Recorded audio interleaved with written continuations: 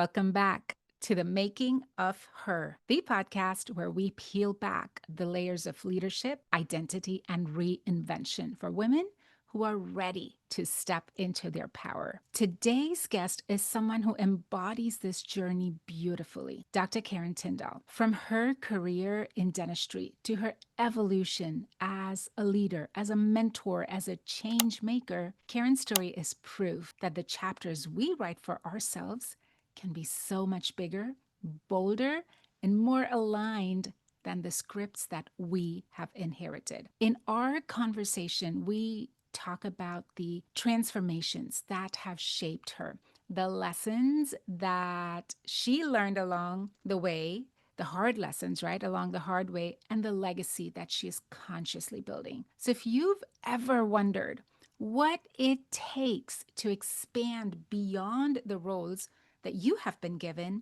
and to fully step into who you are actually meant to be, this one is for you. Karen, I'm so thrilled you're here with me today. Looking back for as long as we've known each other and just all of our connection over the years, you have had a fascinating journey, right? Not just as a dentist, but as someone who has expanded her impact far beyond the clinical world, right? So let's, for our listeners and viewers, I guess we're going to be on YouTube as well as an audio podcast. We're getting Good. fancy here now.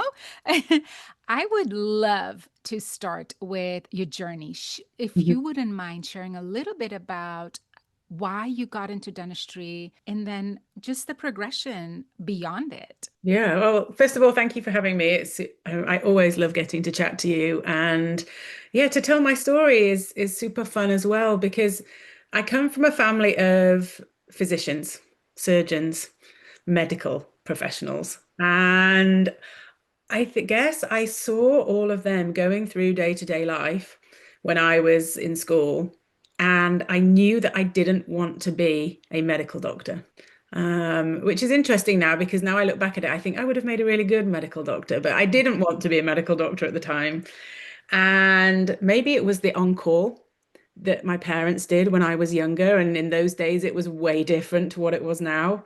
But so I decided what else could I do? And I took a survey. When I was 16 years old, I did a survey at school and it came out as my top career was dentistry. And was I naive? I'm not sure, but I followed the survey and I went to dental school. And I went to dental school in England, as you can tell from my accent. I'm not originally from the United States, but went to dental school at Newcastle in England and had a fabulous time there. Was really lucky that I got on to a postgraduate training program with the University of Oxford. So moved down to the south of England. And then from there, I had a journey. I did a couple of years doing general dentistry. And then after that, I knew that general dentistry wasn't my real passion. So I then found myself in the world of ortho. And that for me was perfect because it felt really positive. And what I was doing is when I boil it down, it was transformation. I was taking somebody with a crooked set of teeth and I was turning it into a beautiful smile. And I think there was such a nice thing about that I was creating smiles that I was super happy in my world of orthodontics. I stayed in orthodontics from, oh gosh, 13, 14, 15 years maybe, and until I moved to the United States. And when I came to the United States, really my main role at that point in time, we came for 2 years initially. It was just going to be a quick expat assignment and then for my husband, and then we were going home. And my focus was on my children. They were 9 and 12 when we arrived in the United States, and they needed settling into school and life. And I was that person for our family to do all of that, which was a privilege, to be able to step away from work, to be the stay-at-home mum that I had always looked at other mums at school and I wish I was a stay-at-home mum. And I never had been.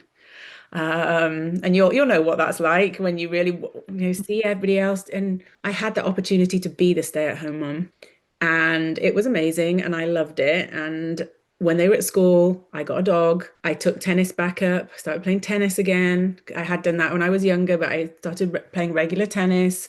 I would meet my friends for coffee. I would go out for lunch. I would do all these fun things. But it dawned on me that I was bored. There was something missing. There was something that wasn't quite fulfilling me in the way that I did when I was working.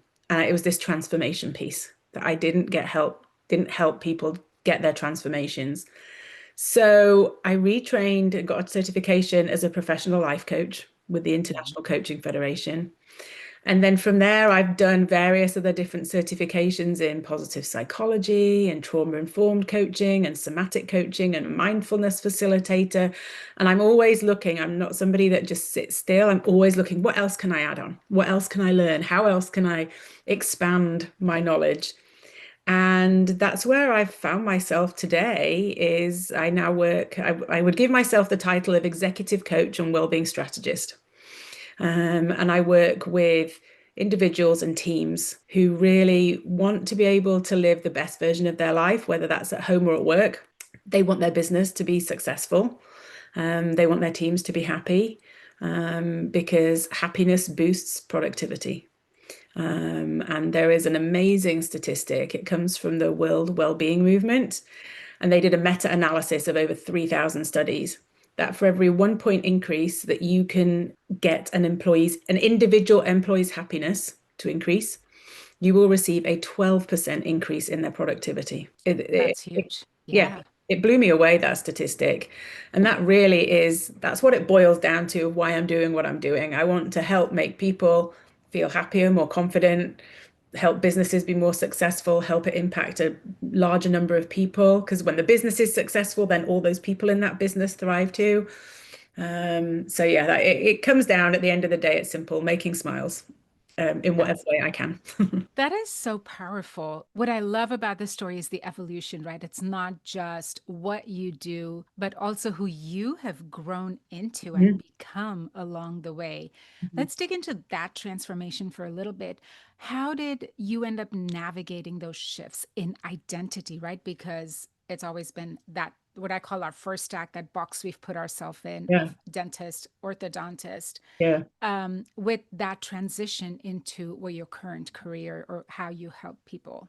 I mean, these things, they don't happen overnight and they can be a challenge when you're going through it. So I think for me, I hung up my handpiece, so to speak, or my ortho instruments or whatever it was. It was December the 31st of 2015.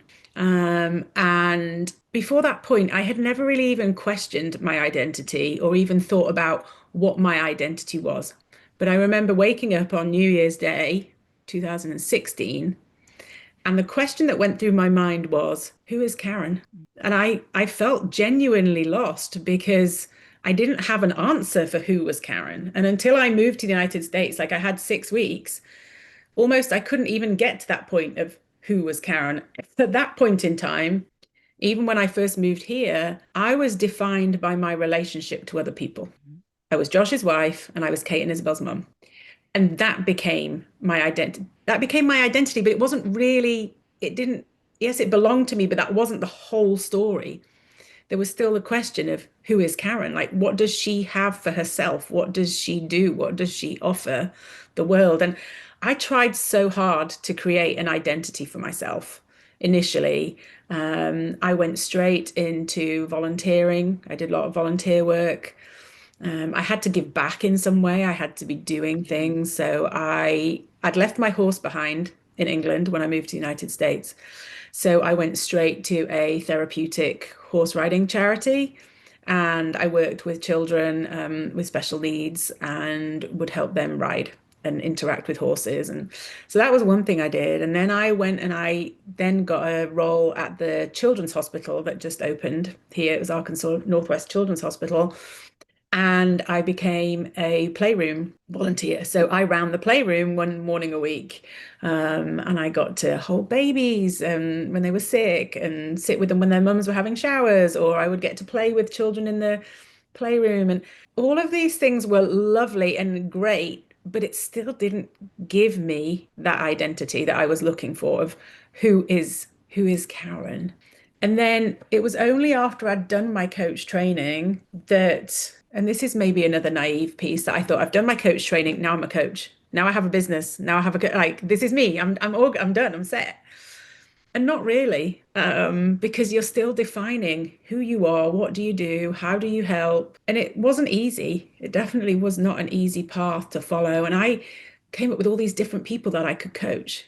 And I was, what would my niche be? That's what you hear all the time. Be really specific. What's your niche? And then initially I thought, I know what I'm going to be. I'm going to be a coach for mums, because I know that really well and I know all the challenges that go with it. And then I very quickly realized moms don't want coaching because they see it as a failure. That if I'm having to get coaching, that means I'm failing as a mum. And it was one of my closest friends who I asked, hey, will you be my guinea pig? Will you try this out? And she just said to me, Karen, I don't want to go there. I don't want to do that. And so coaching for mums wasn't a great hit. Um, I then followed that into, okay, I'll refine this a bit. I'll be a women's happiness coach. Well, okay, maybe a tiny bit more successful than the mum coach, but I very quickly realized that women are more likely to pay for the happiness of their children, of their family, of their partner than they are for themselves. So it wasn't a great hit.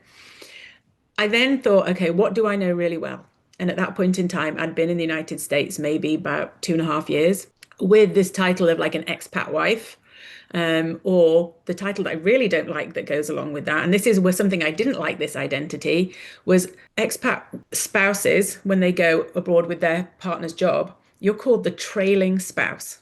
I mean, it's not a nice definition, but that is how you are officially referred to as the trailing spouse. So I set up a coaching program for people that were in my position, and that worked and it resonated and it was fun. And I got to meet people and support people. And it was a world that I was very used to living in. And one day, my coaching mentor, we were having a chat about what I was doing and what I was up to. And she said, can I give you some advice? And I said, yeah, I'll always take some advice or a suggestion. She said, I think you should go back to dentistry. And I'd been resisting this the whole time. I was like, I've been there, I've done it, I don't need to go back. I escaped in a way. That's what I was thinking. I escaped. Um, and then when I considered it and started to explore it, I realized that there was so much to gain from going back to a world that I knew. I understood exactly what people were talking about. I can really empathize with my clients when they're talking about specific things that they're doing. And they like the fact that they don't have to explain it in great depth to me what they mean. I know what they mean.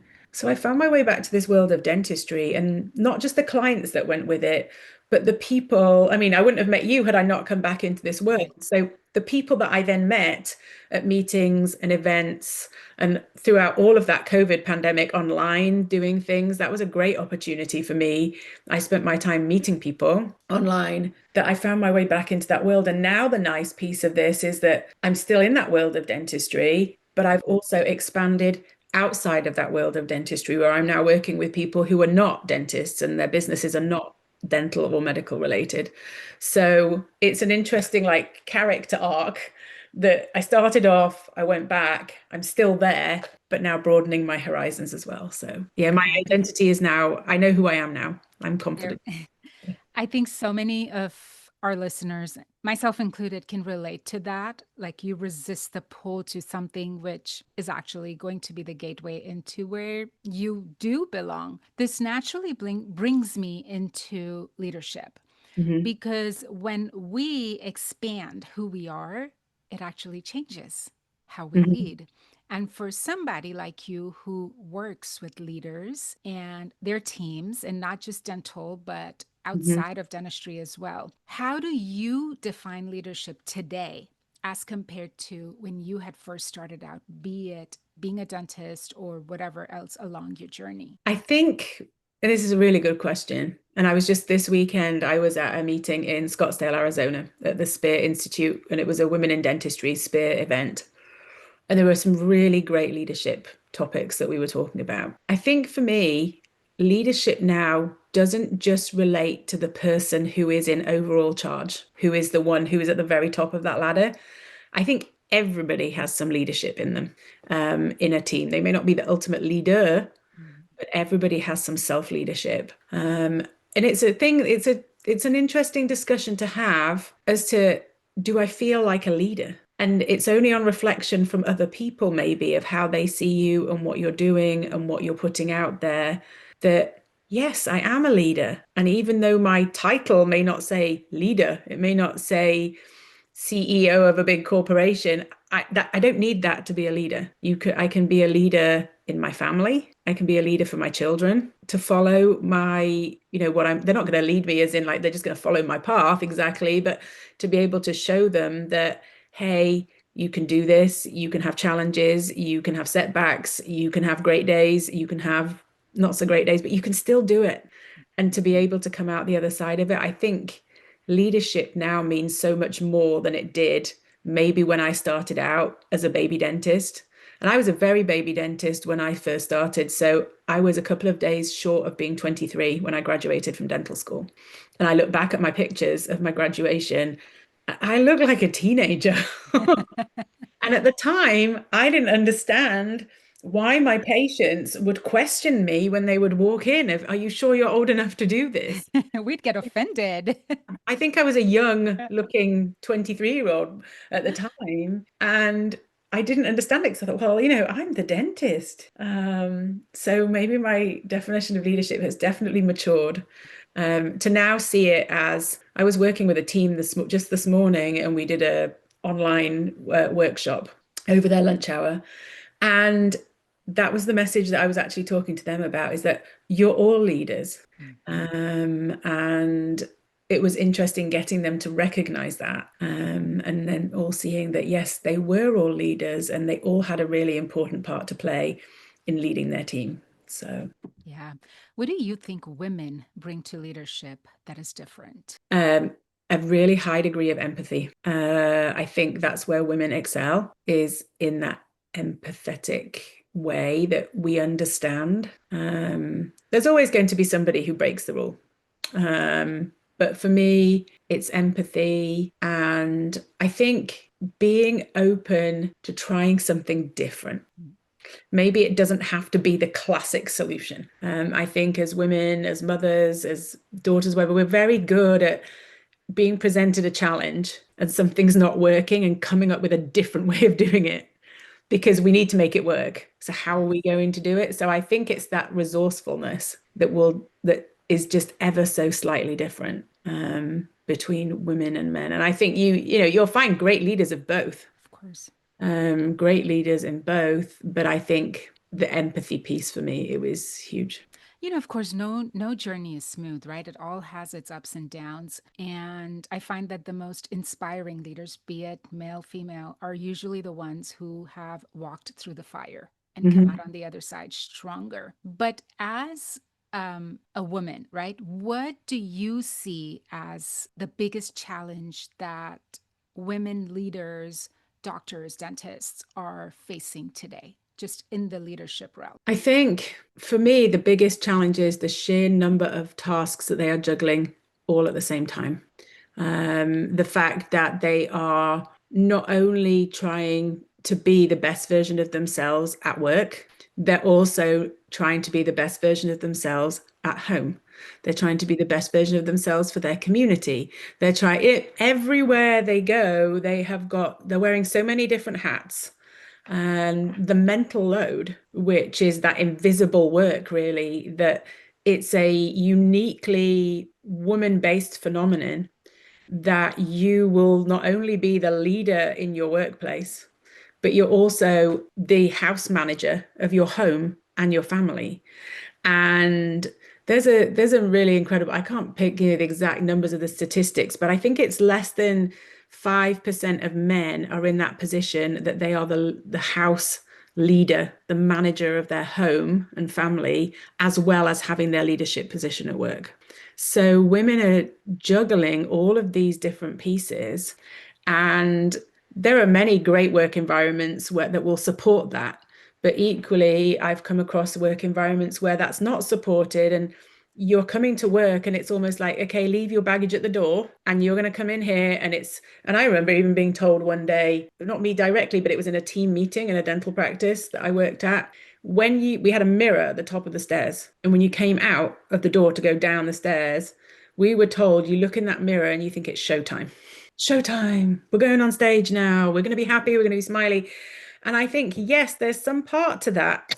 As being a professional, you do have to appear like you're in control and that you know what you're doing, because nobody wants a dentist that's crumbling and falling to pieces, or the assistant. But that idea that, okay, everything personal gets left, I think people really appreciate some vulnerability, that you are human, you are going through a lot of other things. And I think that's something that I've always tried to do, that it may not be 100, I may not look 100% perfect. I'm going to give my best to every single person that I meet. However, there are some other things that are going on here too. And I think for women leaders, that is the biggest challenge of how they have this question, or not question, but maybe it's an expectation. How do I do it all? And how do I do it all perfectly? And that's just such a hard burden to carry, to be navigating this journey of trying to do everything. We weren't designed to do everything. When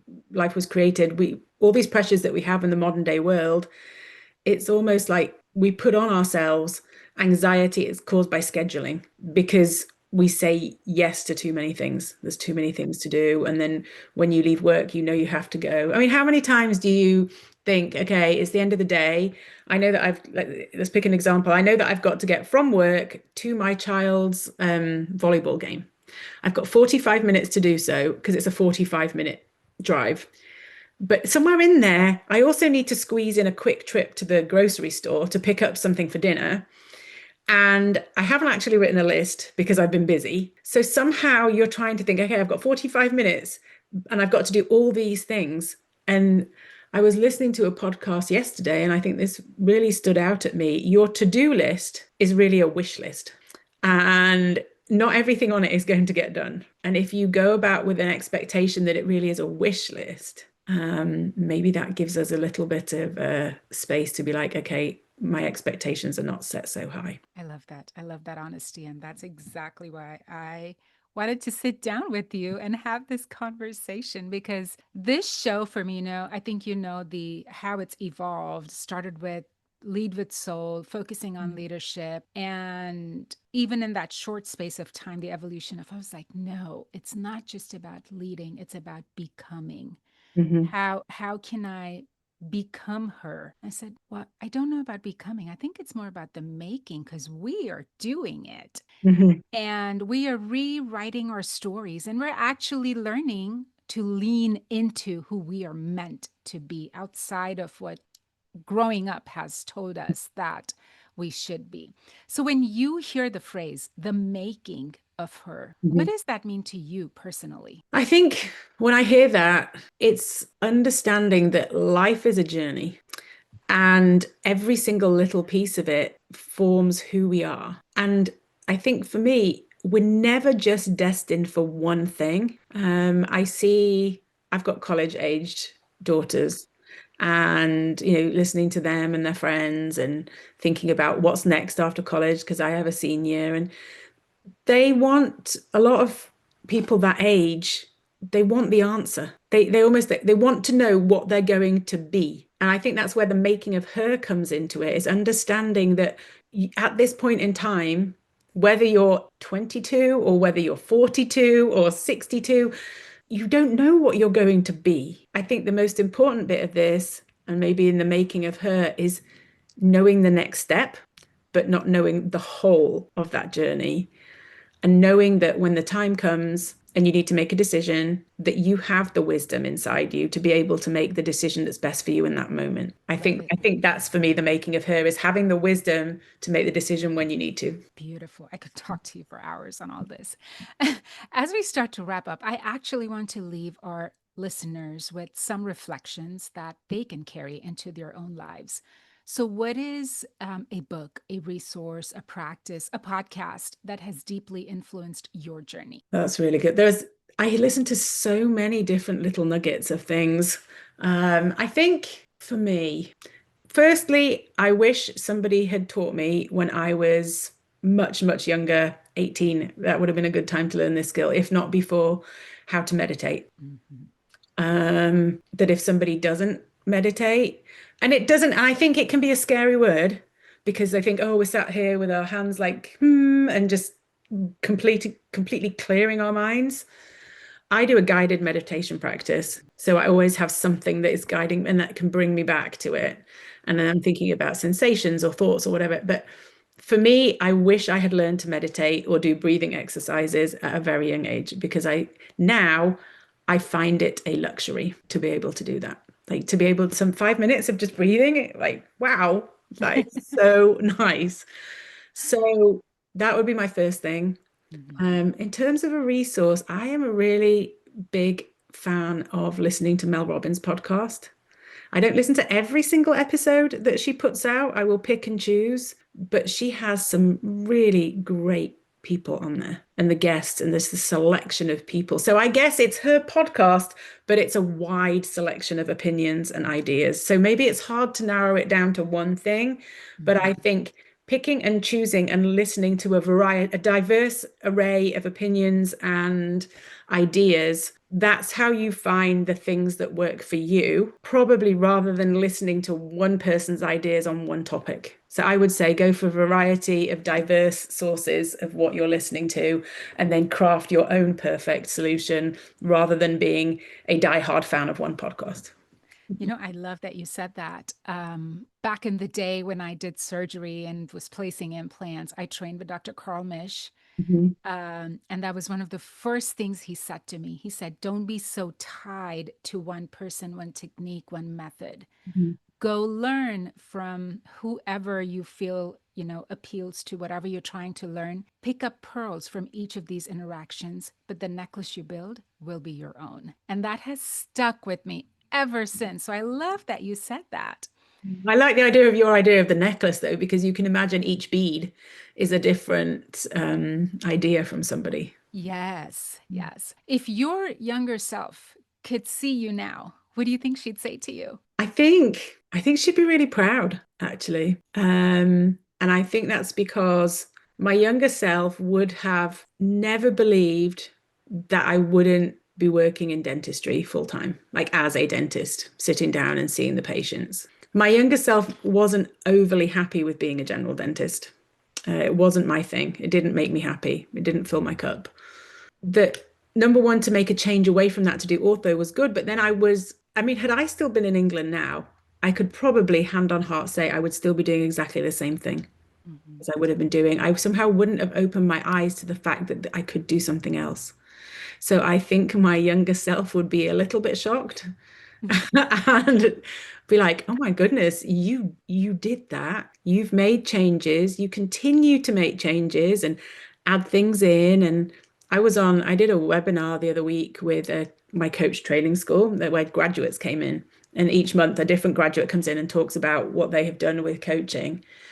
And they got the lady, my mentor, who reflected to me about what she saw about me. She's like, "I'm just always amazed by that you continually learn and evolve, and you're not constrained by a rigid definition of who you are." And I think that's why my younger self would be like, "Wow, that idea is kind of cool.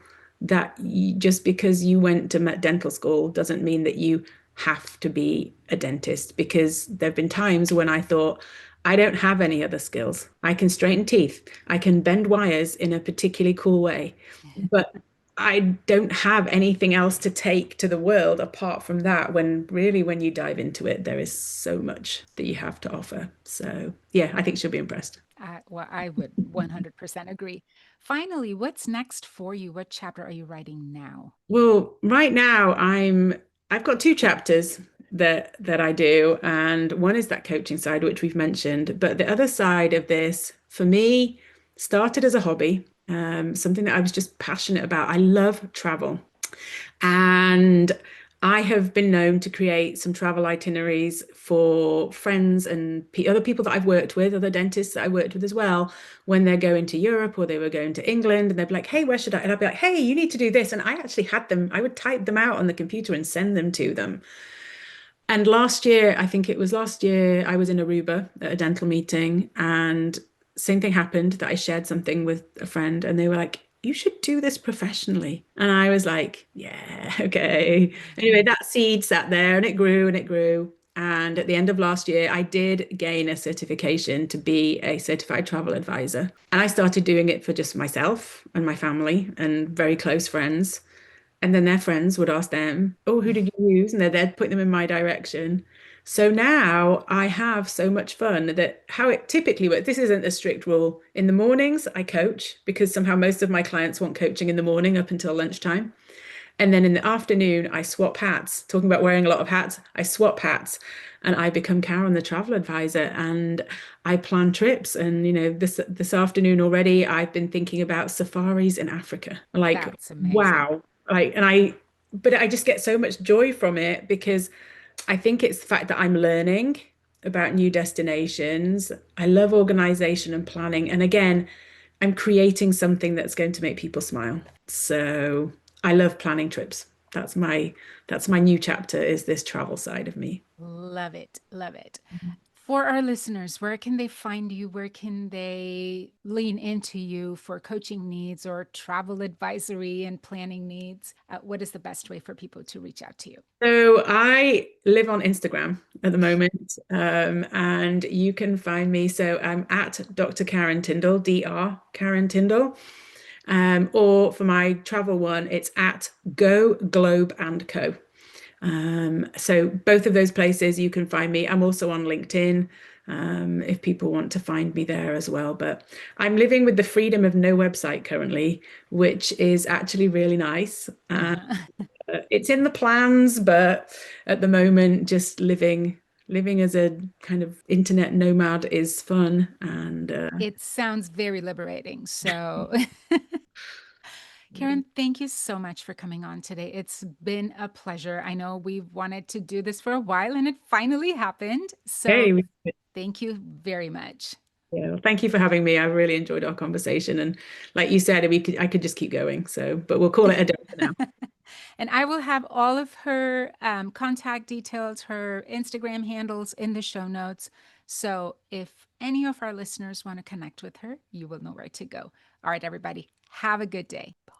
So, to our listeners, thank you so much for joining us in today's conversation with Dr. Karen Tindall. I hope that her story reminded you that becoming her, the truest, the fullest version of yourself, is not just about perfection. It's about courage.